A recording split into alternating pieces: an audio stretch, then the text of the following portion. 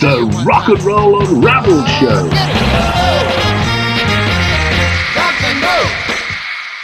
I'm Derek Shelmerdine. Welcome to another Rock and Roll Unraveled Show.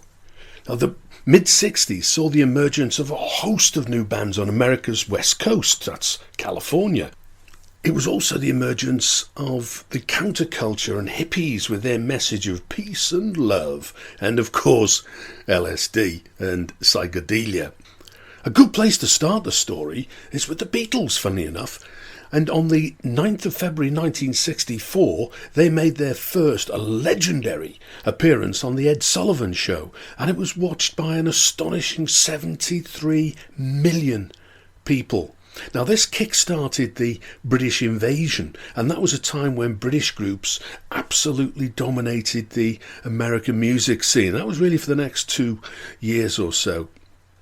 And it was on America's West Coast, specifically San Francisco and Los Angeles, when a host of new American bands sprang up. And this was with the beat group format, basically guitar, bass, drums, and occasionally keyboards.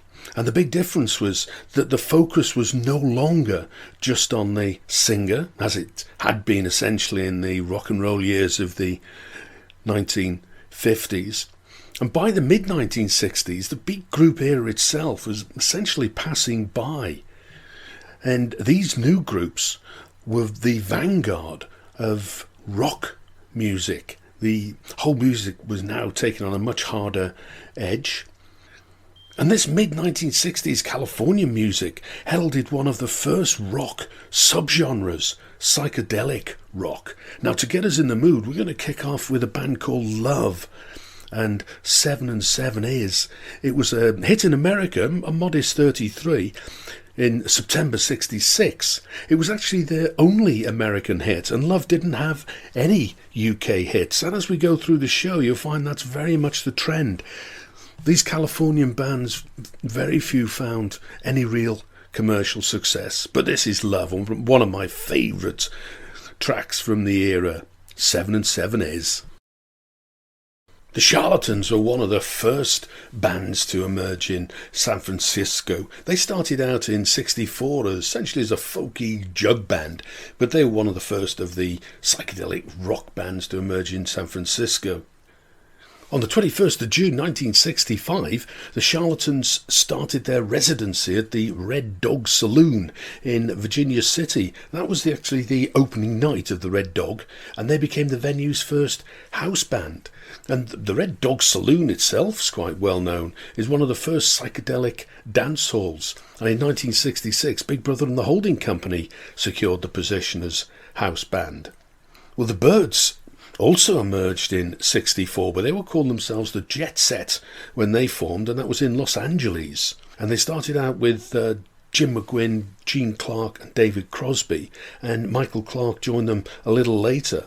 And then they changed the name to the Beefeaters, because this was a time of the British invasion and American bands were trying very hard to sound like British bands. But they found fame after they became the Byrds. And they had their first hit in the June of '65 with Mr. Tambourine Man. It was a number one in America and also a number one in the UK. And that, of course, is the Bob Dylan song from his album Bringing It All Back Home. Now, an interesting aside is that on Mr. Tambourine Man, there's only Roger McGuinn who actually plays his guitar. None of the other guys actually played their instruments. They just provided the vocals.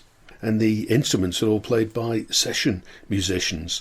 Now, one of the more commercial bands, and they did find quite a bit of success to come out of this era, was the Mamas and the Papas. They formed in LA in 1965, and that was John Phillips, Michelle, his wife, Cass Elliot, better known as Mama Cass, and Denny Doherty. And they all came from the folk revival background. They were in a number of groups separately and together. And they had their first hit single in the February of '66 with California Dreaming. Again, it was a hit on both sides of the Atlantic, and they had 9 American hits, which ended in '67, and 6 UK hits. Now, they also ended in 1967. Now, some of the classic West Coast bands are coming together.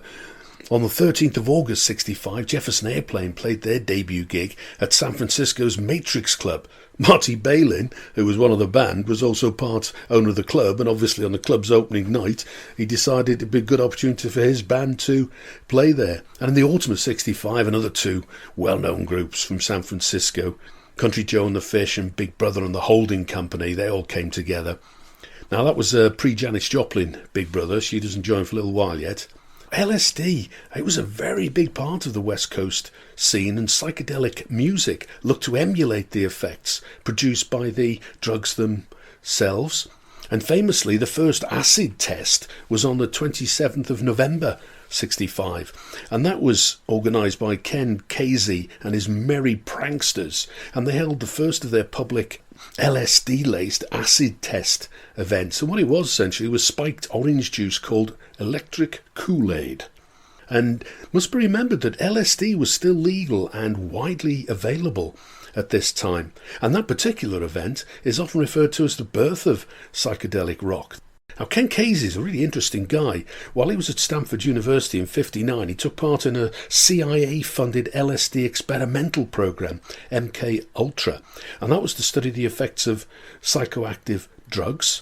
And during this time, he also worked part-time at the same Menlo Park Veterans Hospital where the experiments were being carried out.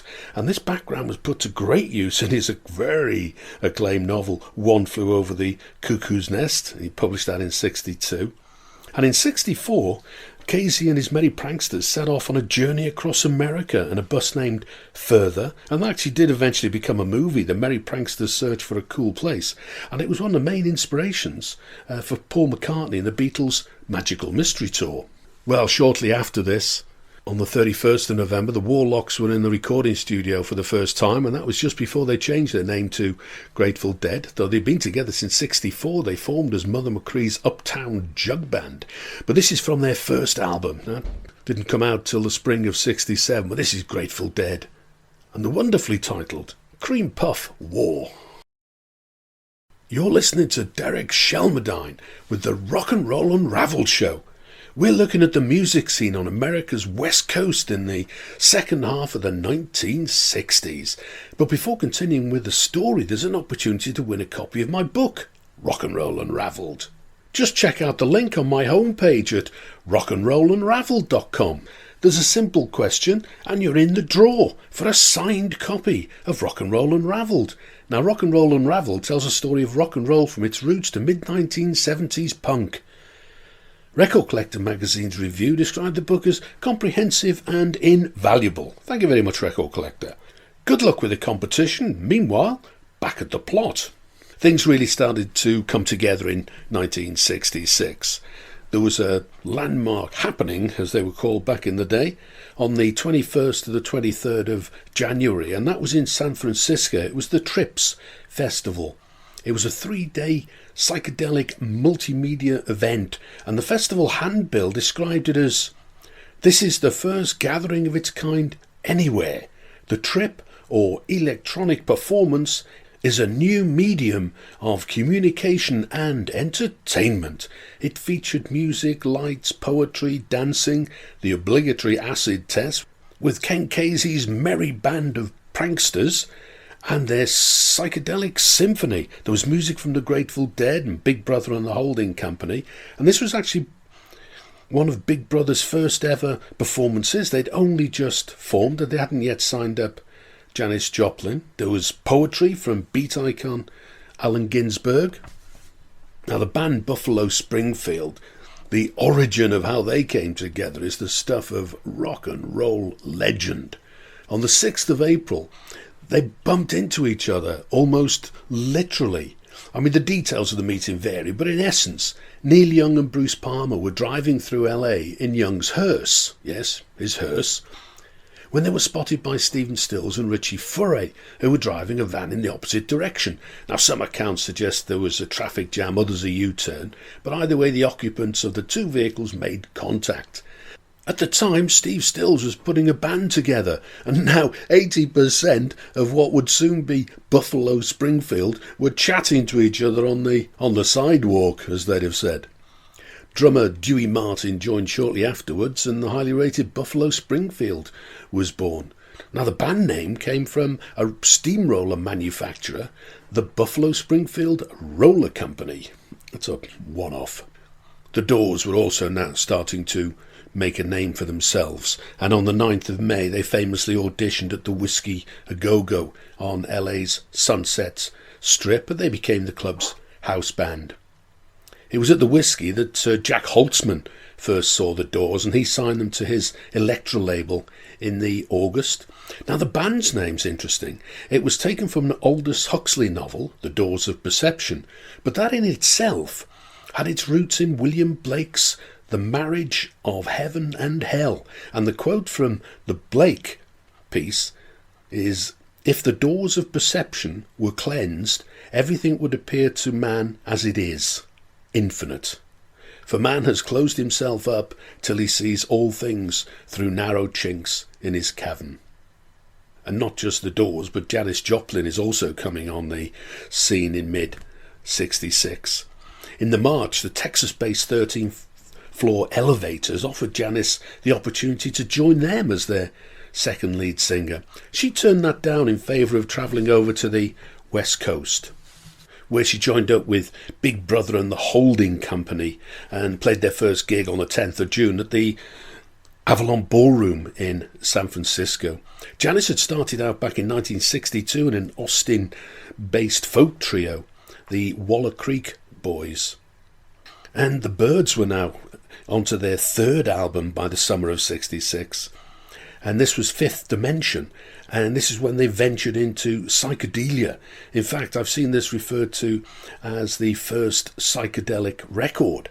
And from that Byrds album, this is 8 Miles High.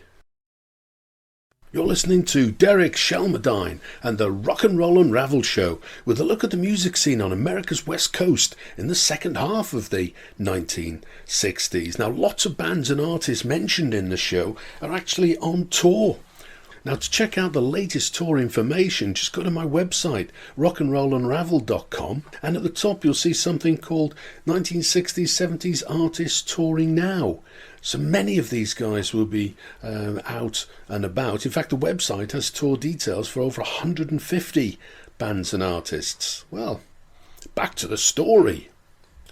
Now, Jefferson Airplane released their first album, Takes Off, in the late summer of 1966, and the lineup at that time included two people who were about to move on, and that was Tolly Anderson, the vocalist, and Skip Spence, the drummer. Jefferson Airplane's introduction to the new singer was an interesting transition. At the Fillmore on the 15th and 16th of October, there were two Airplane gigs, and on the 15th, Tolly Anderson gave her swan song performance, and the following night, Grace Slick gave her debut performance. Nice handover. And Grace came from a band called the Great Society.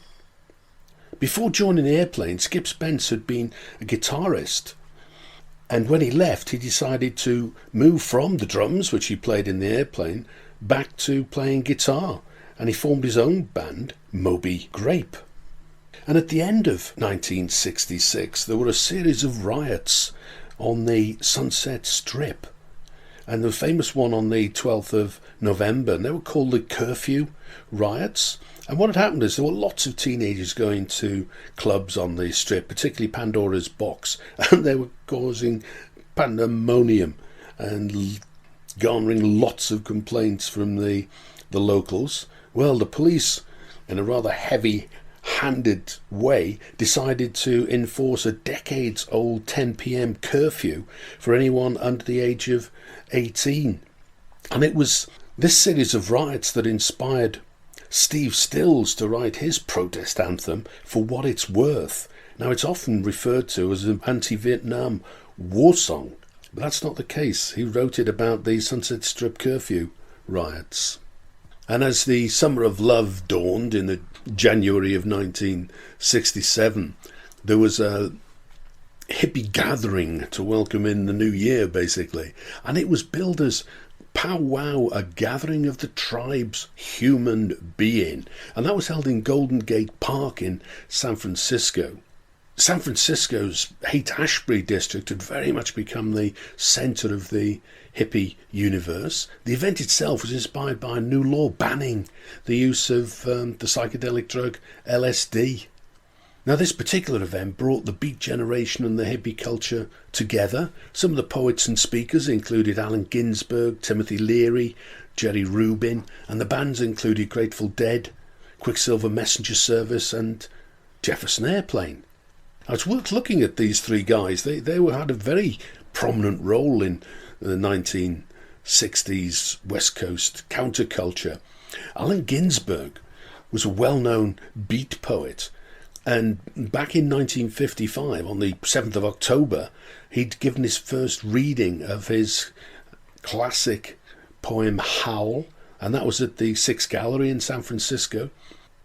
And to give a flavour of Howl, the poem opens with, "I saw the best minds of my generation destroyed by madness." And it goes on and doesn't get any cheerier. Now in 65, he can be seen on Bob Dylan's Subterranean Homesick Blues video. He's the guy you see in the background. Now, Timothy Leary was a psychologist, author, and very much an advocate of LSD. And a legion of 1960s hippies heeded his advice to turn on, tune in, drop out. And Jerry Rubin, well, he was a political activist and very much an opponent of the establishment. He was a co-founder of the Yippie movement, the Youth International Party, and he was one of the leading political activists and opponents to the Vietnam War. In February of 67, Jefferson Airplane released their second album, Surrealistic Pillow. Fabulous album. A couple of tracks on it, White Rabbit, that was written by Grace Slick, and Somebody to Love was actually written by Darby Slick, who was Grace Slick's brother-in-law. And it was Somebody to Love that gave the Airplane their first American hit, got them to number 5. They never had any hits in the UK. Now, the song was originally recorded by the Great Society, which had been Grace Slick's previous group, and this is Jefferson Airplane and White Rabbit. One of the landmarks in rock and roll history occurred on the 16th to 18th of June 1967 with the first, well, it turned out to be the only, Monterey International Pop Festival, and that was held at Monterey County Fairgrounds in California. It was a very important event for a bunch of people, including the Who and Jimi Hendrix. But we're just going to look at the West Coast bands that were involved in the weekend's festivities. Now, the West Coast bands included the Grateful Dead. Now, they refused to allow their set to be included on subsequent albums and movies because they weren't very happy with it. It absolutely broke the career of Janis Joplin. She shot to fame after this particular appearance with Big Brother and the Holding Company. In fact, at the gig, they were so well received after their first set, they were invited back to repeat it. And David Crosby, interesting for him, in a sort of sign of things to come, Byrds guitarist David Crosby stood in for an absent Neil Young in Buffalo Springfield. Other West Coast bands there included Quicksilver Messenger Service, Country Joe and the Fish, Moby Grape, Jefferson Airplane, the Byrds. Also the Mamas and the Papas were there. They were very successful. And in fact, it was John Phillips, the leader of the Mamas and Papas, who was one of the key organisers of the event. And The Summer of Love also saw the first hit single for The Doors. They had an American #1 with it. But in the UK they did have a hit, just about. It got to number 49 for just 1 week, but a hit's a hit. But they were very successful commercially, unlike most of these West Coast bands. They had 7 Billboard Top 40 hits in Jim Morrison's lifetime. He was the lead singer. And they had 2 in the same period in the UK. Around the same sort of time, Jefferson Airplane had their second American hit single with White Rabbit. It was actually their last US hit single, and as I mentioned before, they didn't have any UK hits. And also, it was 1967 that was breaking a whole load of West Coast bands.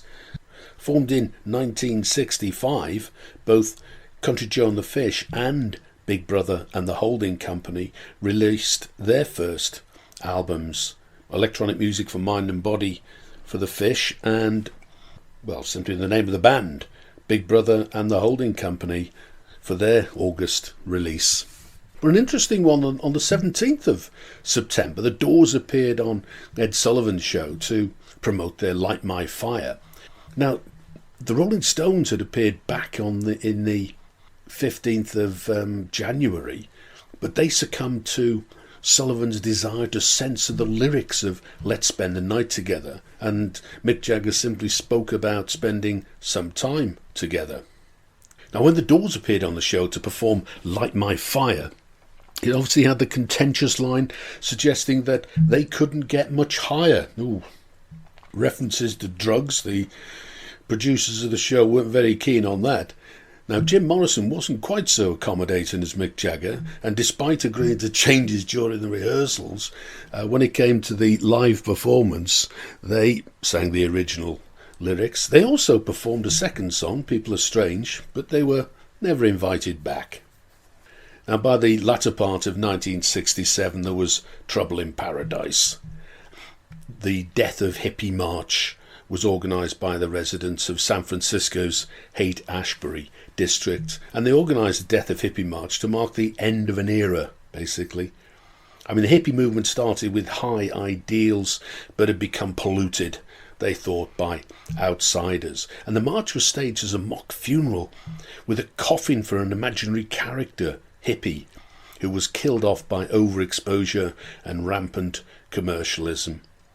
Now, the march was to mark the passing of the genuine article and to tell aspiring flower children to stay at home, where they should take the hippie message to their neighbours.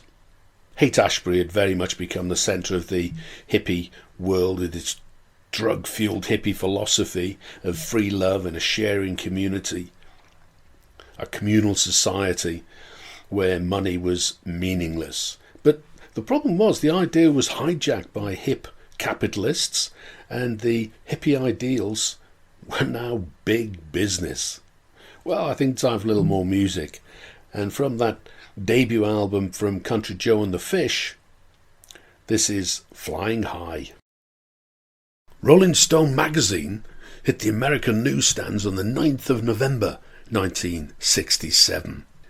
And the front cover was a photo of John Lennon in World War II battle fatigues, and that was taken from his role as Private Gripweed in Dick Lester's new movie, How I Won the War. This inaugural copy was just 24 pages long and cost 25 cents. There were articles about the Grateful Dead, a recent drugs bust. David Crosby had been sacked from the Byrds by Roger McGuinn. There was a review of Arlo Guthrie's album, Alice's Restaurant, and the first ever Rolling Stone interview, and that was with Donovan. It was founded by Jan Wenner and Ralph Gleason in San Francisco, and the name itself was taken from a Gleason article in a periodical called The American Scholar, and that was titled Like a Rolling Stone, after the Dylan song. And the subject of the piece was the significance of rock and the wisdom of youth. The magazine was always intended to be much more than just a music paper. Now, Bill Graham's one of the interesting guys on the scene at this time. He was one of the really big promoters, probably the biggest promoter of that particular era. But we start with the Grateful Dead and Jefferson Airplane. Now, they played together in the March of '68, and they decided they'd get into the world of promoting bands. So in the spring of '68, the Grateful Dead and Jefferson Airplane took out a lease on the Carousel Ballroom in Market Street, San Francisco. But as you can imagine, the business side of the arrangement didn't really sit very comfortably with the Dead, and by the end of the summer, the venue had been taken over by promoter Bill Graham, and it became the Fillmore West. Now, Bill Graham had opened the Fillmore East in New York in the March of '68, and the Fillmore West appeared in the August. Sadly, both closed down in the June of 1971. Now, some of the first wave of West Coast bands were coming to the end of the road. On the 5th of May, 68, Buffalo Springfield played their last gig, citing, as usual, musical differences. Well, basically, it imploded after the final gig at Long Beach, California. Moby Grape's demise came about at the end of May 1968, when guitarist, singer and founding member Skip Spence famously had a psychotic episode. And what happened was he went off to New York's Albert Hotel looking for the band's drummer, Don Stevenson, whom Spence apparently believed to be possessed by the devil. Now, in his search for Stevenson, Spence chopped down, literally, the drummer's hotel room door, and discovering that he wasn't there, his next step was to take himself and his axe to the CBS building and wreak havoc on the 58th floor. Well, he was eventually overpowered, and the incident culminated in Spence being committed to the psychiatric ward of New York's Bellevue Hospital. Oh, there were three absolute classics in the summer of '68 on the recording front. The Doors had their first American #1 with their 5th American single, Hello, I Love You. And that actually was their second UK hit as well, and it was actually the last UK hit in Jim Morrison's lifetime, and a classic album from the Byrds, Sweetheart of the Rodeo, very much a seminal country rock album. And the lineup included Roger McGuinn. Now, he's the only member of the Byrds that's actually been with them through the entire lifetime of the band. They turned over a lot of musicians, and this particular album featured Graham Parsons, and he left shortly afterwards to form the Flying Burrito Brothers. And one of the greatest singles to come out of this era from Big Brother and the Holding Company, Janis Joplin and Piece of My Heart. That was Janis Joplin's only American hit in her lifetime. And surprisingly enough, Janis Joplin didn't have any UK hits. She, in fact, played for the last time on the 1st of December with Big Brother at San Francisco's Avalon Ballroom, and then she left to form her own band, the Cosmic Blues Band. Now, at the very beginning of the show, the first band we mentioned was the Charlatans back in 1964, but it wasn't until 1969 that they managed to get a record deal and release their first album, simply called The Charlatans. But 1969 is also significant for the fact that, as well as their first album in 5 years, and only album, the Charlatans split up. But from Janis Joplin's last album, Pearl, this will almost certainly be the shortest track I'll ever play on the show. It comes in at 1 minute 48 seconds, and it's the wonderful Mercedes-Benz. The beginning of the end for the Doors came on the 2nd of March 1969, when Jim Morrison was arrested for behaviour at a concert at Dinner Key Auditorium in Miami, and he was charged with lewd and lascivious behaviour, profanity, drunkenness, indecent exposure. Well, that led to concert cancellations, FM radio stations refusing to play Doors tracks. In fact, Bill Siddons, the Doors manager, is saying it cost us at least $500,000 and almost caused the group to break up. He was found guilty on some of the charges and sentenced to 6 months in jail with a $500 fine. He appealed immediately and bail was set at $50,000. Well, sadly, on the 3rd of July 1971, with the appeal still outstanding, Jim Morrison died at the age of 27. He was found dead in the bathtub of his apartment in Paris. And this was also a time of a sort of second wave of West Coast bands, late 1969. Steve Stills from Buffalo Springfield got together with David Crosby from the Byrds and Britt Graham Nash from the Hollies, and they formed Crosby, Stills and Nash and released their first album of the same name. That spawned 2 American singles, Marrakesh Express and Sweet Judy Blue Eyes. Another band to form themselves in mid-69 was Hot Tuna, and that was when Jack Cassidy and Jorma Kaukonen broke away from Jefferson Airplane And they formed Hot Tuna and also continued to play at the same time with Jefferson Airplane. And the early 1970s saw the demise for three other giants of the West Coast scene. Janis Joplin sadly died on the 4th of October 1970. She too was 27, so they both joined the 27 Club. She'd nearly finished recording her album Pearl. Jefferson Airplane played their last gig at the end of September 1972 with a couple of nights at San Francisco's Winterland, and the performance was captured on the live album 30 Seconds Over Winterland. But they did arise again as Jefferson Starship in the March of 1974, and the Byrds themselves, one of the most successful bands of the era. They played their last gig on the 24th of February 1973, and Roger McGuinn was the only original member of the band. Well, that's it. I've been Derek Shelmerdine. You've been listening to the Rock and Roll Unravelled show on the story of the West Coast scene in the second half of the 1960s. If you're into social media, I'm on Twitter at RNR Unravelled, and Facebook at Rock and Roll Unravelled. And remember, you can win a copy of my book, Rock and Roll Unravelled. Just go to the website, rockandrollunravelled.com, and click on the link to the competition. I'll post a signed copy of the book to the lucky winner anywhere in the world. Good luck with the competition. Join me again next time for another look at a little piece of rock and roll unravelled. Well, to play us out, another band we haven't talked about up till now, Iron Butterfly. Well, they formed in 1966 in San Diego. Not everybody was from LA and San Francisco, but they broke up in 1971. In 1968, they had their only hit single in America, again, no hit singles in the UK, with In-A-Gadda-Da-Vida. And the story of the title's wonderful. When Doug Ingle, the writer, explained it to the group, he was so stoned that instead of saying, "Oh, look, guys, I've just written this wonderful song in the Garden of Eden," he said, "Oh, look, guys, just written this song in a Garden of Eden." And they thought, In-A-Gadda-Da-Vida, what a great name. We'll stay with that. And this is Iron Butterfly with the single version of In-A-Gadda-Da-Vida.